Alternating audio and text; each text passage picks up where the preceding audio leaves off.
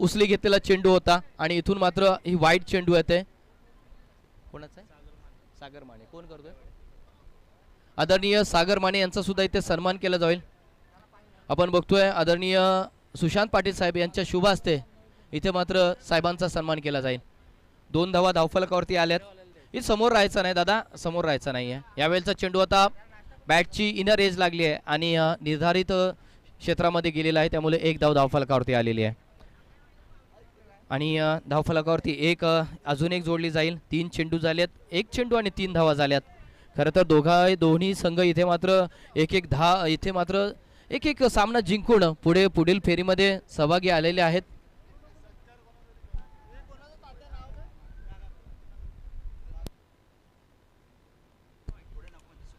अजून एक चांगला दर्जेदार चेंडू आहे, परंतु अजून एक वनडी धावसंख्या धावफलकावरती जोडली जाईल. शॉट सिलेक्शन थोडंसं खराब आहे.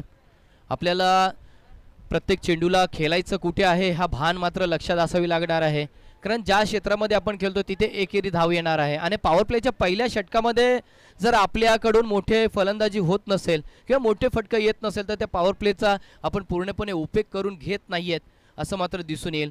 परंतु जरूर या पॉवर प्लेचा उपयोग नक्कीच करून येईल. आपण बघतोय इथे धावफलकावरती धावा जोडल्या, 3-4 धावसंख्या आले. हितेश आणि प्रितेश ही जोडी मैदानावरती आहे. हितेश ऑन द स्ट्राईक आहे, जो 17 नंबरचा जर्सी परिधान करून आहे. पुढील चेंडू दिलीपचा असणार आहे. विरोधात इथे मात्र बघूया काय घडलंय. आणि येस, इथे मात्र शरीराचा वेध घेऊन चेंडू पुन्हा एकदा निर्धारित क्षेत्रामध्ये गेलाय. थोडंसं स्विंग झालाय चेंडू. असं वाटलं होतं लेग स्टम्पला कव्हर करेल, लेग स्टम्पच्या बाहेर जाईल, परंतु चेंडू मात्र बघतोय आपण फलंदाजाच्या अंगाला घासून मात्र चेंडू जातोय, तो म्हणजे निर्धारित क्षेत्रामध्ये. अजून एक धावफलकावरती जोडली जाईल. 5ची धावसंख्या धावफलकावरती आली आहे. दिलीप ऑन द स्ट्राईक आहे. बघूया काय करतोय. यावेळेस गोलंदाजी मार्कवर. यावेळेचा दमदार चेंडू आहे, जमिनीलगतचा फटका आहे. अगदी धूल उडवत चेंडू मात्र जातोय. इथे मात्र काय घडतोय, परंतु नाही आहे. थोडंसं बघितलं होतं आपण की जोखीम पत्करण्यास इथे मात्र सुरुवात केली दोन्ही फलंदाजांनी. त्यांना माहिती आहे 2 षटकांचा खेळ आहे. हितेश आणि खरं तर प्रितेश जोडी खरं तर उत्कृष्ट जोडी आहे खरं तर कोल्हे या संघाची, कारण मागच्या मॅचमध्ये खरं तर हे 2 संघ खेळाडू चांगल्या पद्धतीने खेळले होते, परंतु गोटेवाडी हा संघ कुठेही कमी नाही आहे. हाही संघ इथे मात्र मोठा संघ आहे, हरवावा लागेल. चांगला स्कोर मोठा उभा करायला. शॉर्ट पिच डिलिव्हरी होती, शॉट अंपुल करायचं होतं. बॅट्सचा मात्र स्क्वेअरच्या रिजन मध्ये चेंडूला भिरकावून दिले. थोडंसं स्कूप खेळ आहे. 1 धाव येईल, 1 धाव येईल.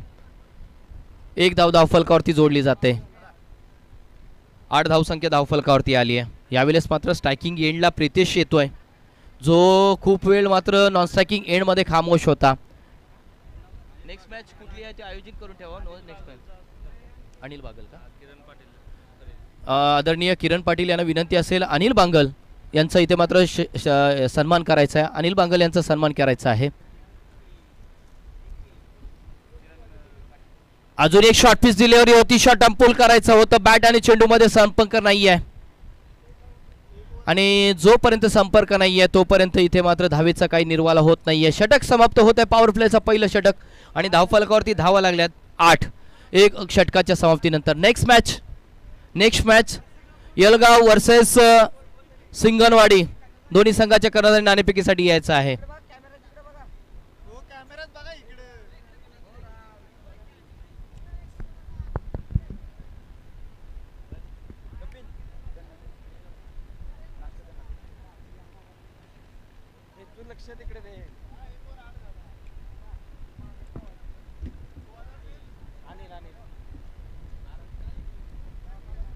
Hello, 2 over.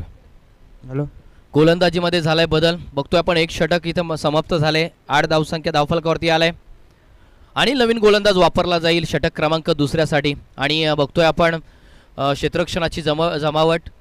आपण बॅकवर्ड पॉईंटमध्ये एक क्षेत्ररक्षक आहे, डीप एक्स्ट्रा कव्हरमध्ये एक क्षेत्ररक्षक आहे, वाईडिश लॉंग ऑफमध्ये क्षेत्ररक्षक आहे, वाईडिश लॉंग ऑनमध्ये क्षेत्ररक्षक आहे, मिड विकेट, स्क्वेअर लेग आणि त्यानंतर बॅकवर्ड स्क्वेअर लेग आणि मिड ऑनमध्ये एक क्षेत्ररक्षक आहे. गोलंदाज अनिल राऊंड द विकेट. यावेळेचा चेंडू होता बॅट अँड पॅडमधला, शरीराचा वेध घेतोय आणि निर्धाव चेंडूची सांगता होतोय. धावसंख्या स्थिरावलेली आहे, 8 धावसंख्या आहे. पहिलं चेंडू होता आणि निर्धाव चेंडू येतोय. निर्धाव चेंडूची सांगता खऱ्या अर्थानं इथे मात्र झाली आहे. स्कोर मोठा बोर्डवरती येणं गरजेचं असणार आहे, कारण 2 षटकांचा खेळ आहे.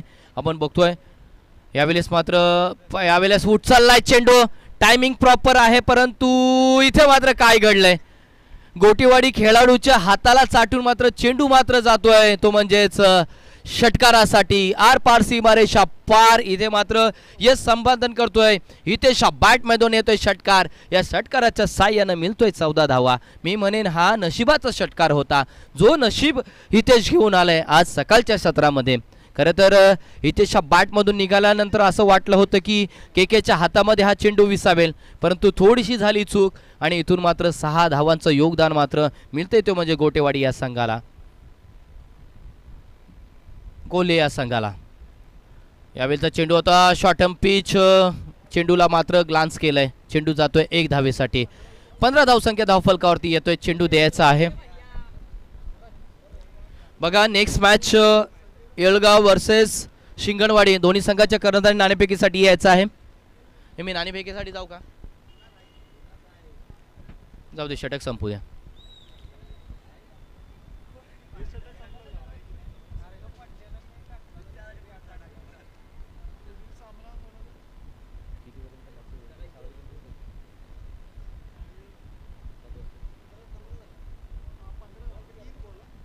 खरं तर चांगला स्कोर मैदानावरती उभारलाय षटकाराने, हितेशला इथे खेळावं लागणार आहे.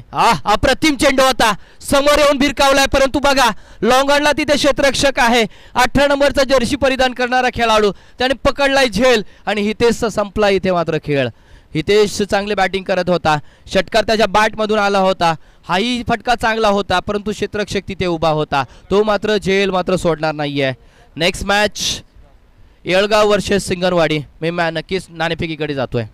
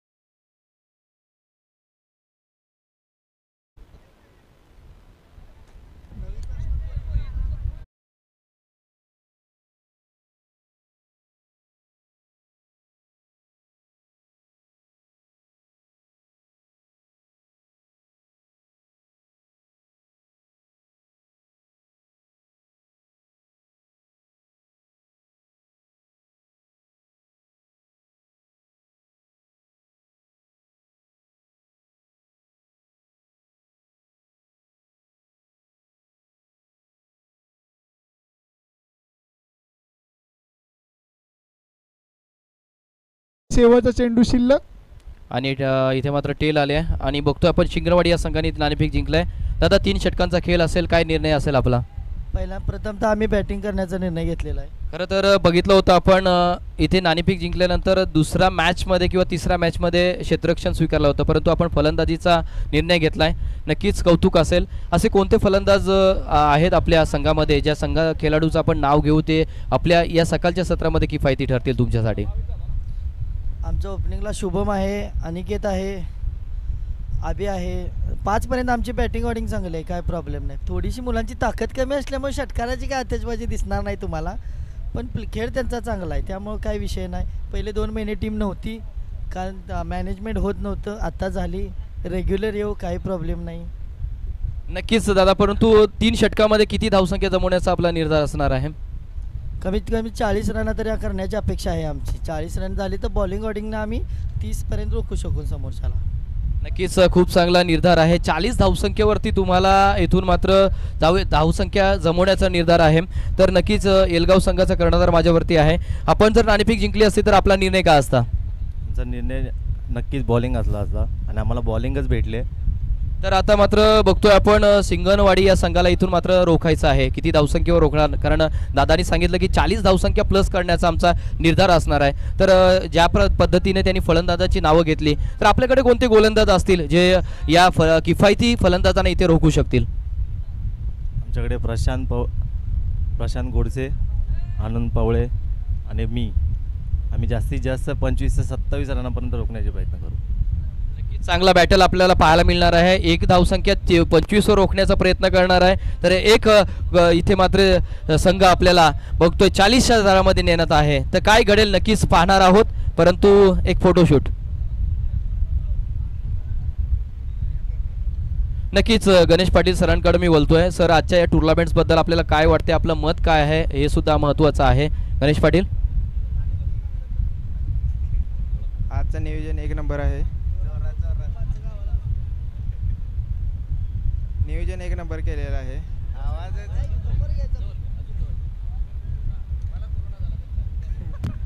आजचं नियोजन जोरात केलेलं आहे जनते गावातल्या मुलांनी. काय बोललो ठीक आहे दादा, सर्वांचं कौतुक असेल, कारण प्रत्येक गावातला प्रत्येक खेळाडू मिळून आज इथे सहकार्य देतोय. त्यामुळं महत्त्वाचं हे आहे की आपण इथं उपस्थित झालात. त्यामुळं दादानी मगाशी म्हटलं होतं की ती मॅच होत नव्हती, परंतु आज झाली आहे. नक्कीच आपल्याला सुद्धा यश मिळेल सर. दोघे संघांना इथे मात्र बेस्ट ऑफ लक असेल. वळूया पुन्हा एकदा स्कोर बोर्डवरती.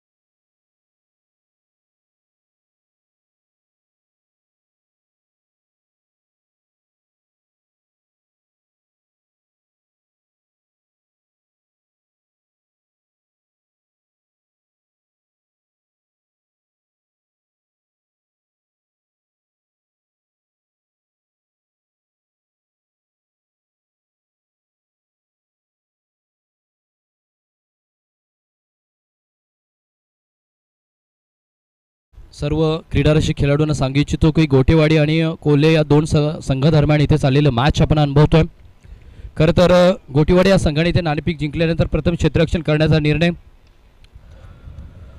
कोल्हे या संघाला इथे मात्र फलंदाजीसाठी आमंत्रित केलं होतं. तब्बल धावसंख्या 2 षटकांच्या अंती पाहायला मिळाली होती ती कोल्हे या संघाची, ती म्हणजेच 22 आणि विजयासाठी 23 धावांचं लक्ष ठेवले असताना मात्र इथे मात्र गोटीवाडी हा संघ संघर्ष करताना पाहतोय. संतोष पहिला एक धाव घेऊन मात्र संतोष इजूनपर्यंत मैदानावरती आहे. किरण ज्यांनी षटकार ठोकला होता मैदानाच्या बाहेर गेला. भरत आणि आपण बघतोय संतोषमय जोडी मैदानावरती आहे. इथून मात्र ब्लॉकॉलची डिलिव्हरी होती. काय घडणार इथे मात्र माघारी परतावं लागेल. बघतोय आपण भरत इथं मात्र कम बॅक इथून मात्र बॅक टू द ट्रॅव्हलिंग. इथून मात्र 8 या धावसंख्येवरती लागलाय दुसरा धक्का.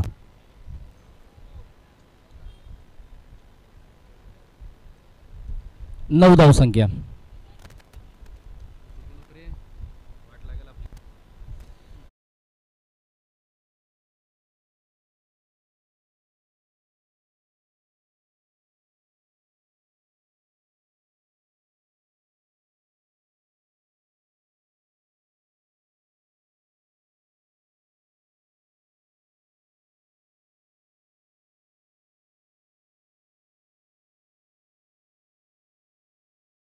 माध्यमातून लाभतोय. खरं तर आता मात्र येणाऱ्या 6 चेंडूंमध्ये तब्बल 14 धावांची गरज असणार आहे.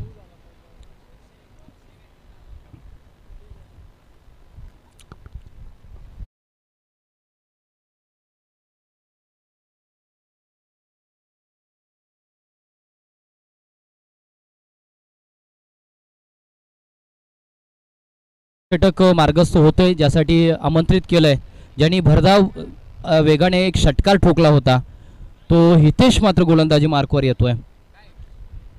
खरं तर हितेश हा ऑलराऊंडर खेळाडू आहे. त्यांनी पहिल्याच या दुसऱ्या बघितलं होतं की या दुसऱ्याच राऊंडमध्ये चांगली फलंदाजी केली.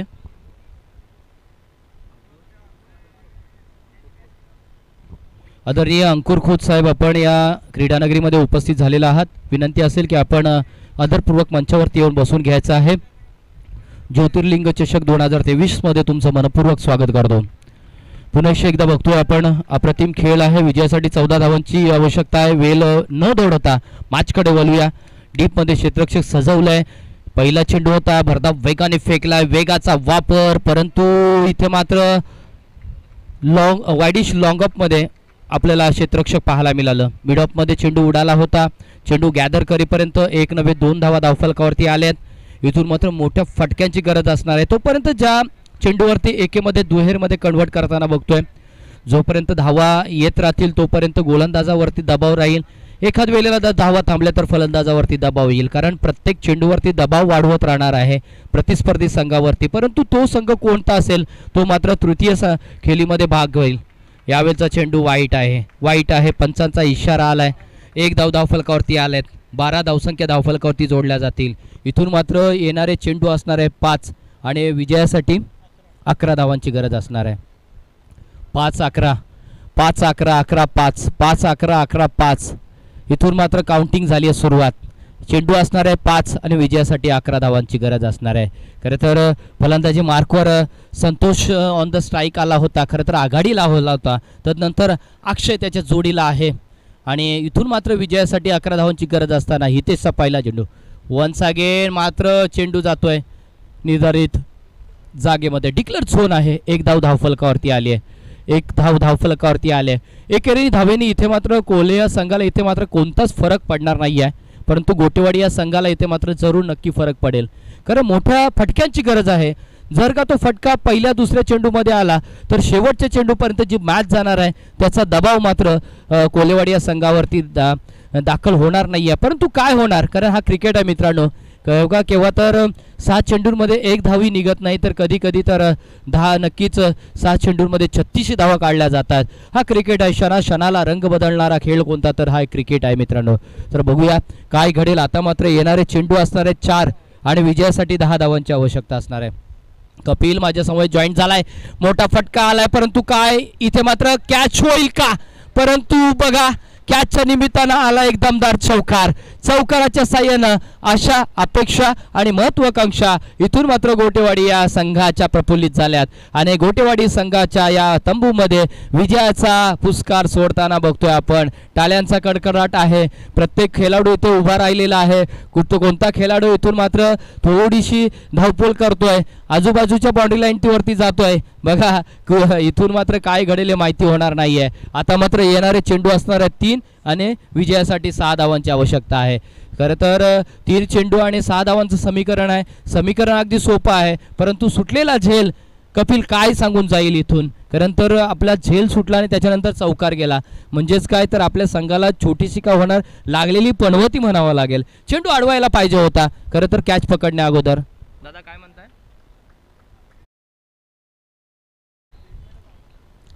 बॅटिंग घेतली. येस, यावेळेचा चेंडू आता बघा सबमरीन डिलिव्हरी अगदी ऑफ स्टंडला. इथून मात्र फुंकर जाणून जाणारा चेंडू होता. इथे काय घडलंय? 1 धावेनंतर मात्र विकेट सॅक्रिफाय केली आणि अक्षयला जातोय. अक्षय मात्र माघारी परततोय आणि संतोषची विकेट महत्त्वाची आहे हे माहिती होतं अक्षयला, त्यामुळेच का होईना स्ट्राईक मात्र सोडले आणि स्ट्राईक रोटेट करून दिली होती, म्हणजेच संतोषला माघारी परततोय अक्षय. खरं तर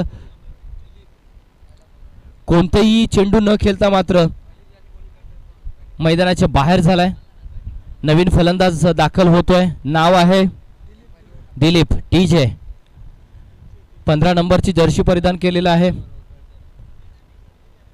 खरं तर GTC लाईव्हच्या माध्यमातून ही लाईव्ह टेलिकास्ट तुम्ही पाहता मित्रांनो. त्यानंतर अनंत छाडवा आणि त्यानंतर गणेश पवार सर हे 2 पंच म्हणून आपल्याला या पूर्ण दिवसासाठी लाभलेले आहेत. त्यानंतर मी सुहास म्हात्रे मॅन फ्रॉम पेण रायगड इथून आलेला समालोचक. खरं तर आजच्या या पूर्ण क्रिकेटचा लेखाजोखा मैदानावरती चाललेल्या प्रत्येक क्षणाचा लेखाजोखा तुमच्यापर्यंत पोहोचवत राहीन.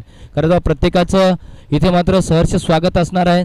आम्हाला इथे मात्र जे खेळाडू इथे सहकार्य करतात, जे आमचे खेळाडूंना इथे मात्र रंगमंचावरती या मंचावरती येणाऱ्या पाहुण्यांचा आम्ही सहकार करतो. इथून मात्र 3 चेंडू 2 चेंडू आणि तब्बल 5 धावांची आवश्यकता. 5 धावा 2 चेंडू. काय घडेल, काय होईल? इथे मात्र षटकार येईल का? इथे मात्र चौकार येईल का? किंवा 1 धाव? इथून मात्र काय घडेल? या चेंडूवरती सर्वच बरोबर असणार आहे. स्ट्राईकला असणार आहे तो म्हणजे संतोष, जो आघाडीला आला होता, त्याच्या मनगटामध्ये ताकद आहे. हा चेंडू उचललाय, काय घडेल? चेंडूच्या खाली क्षेत्ररक्षक नाही. हा षटकार आहे, विजयाचा षटकार आहे. विजयाच्या षटकाराने इथे मात्र विजय संघ गोटेवाडी होतोय. मागच्या मॅच मध्ये सुद्धा षटकार आला होता.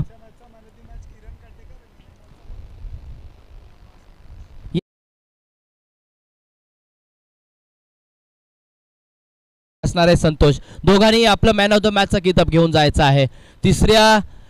नक्कीच आपण तिसऱ्या फेरीमध्ये प्रवेश केलेला आहे गोटेवाडी हा संघाने. खरं तर दोन्ही संघाचं इथे अभिनंदन आणि पराभूत संघाचे आभार. Yes, next match